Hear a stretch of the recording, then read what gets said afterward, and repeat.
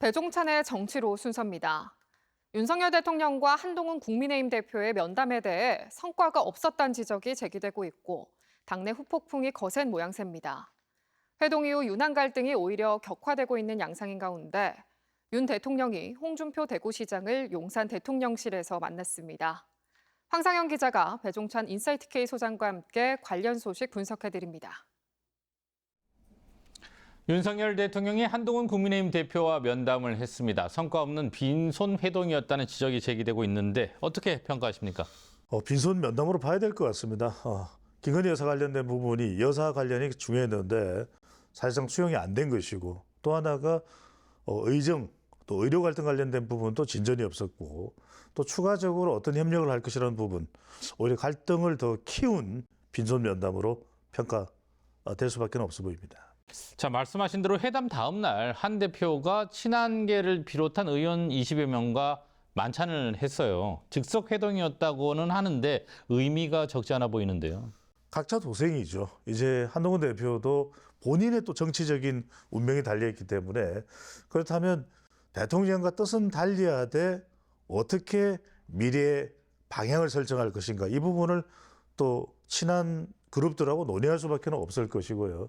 중요한 것은 이제 특검 대응입니다. 과연 이탈이냐, 이탈이 아니냐 이런 부분들이 이제 결정되는 그런 해동의 시작으로 보입니다. 회동 이후에 윤석열 대통령은 부산에서 돌을 던져도 맞고 가겠다 이렇게 밝혔고요. 한 대표는 오직 국민만 보고 민심을 따라서 피하지 않고 문제를 해결하겠다 이렇게 밝혔는데 어떤 의미를 해석해 볼 수 있을까요? 그렇죠. 이제 온도차가 분명해졌습니다. 윤석열 대통령은 기존대로 갈 것이다.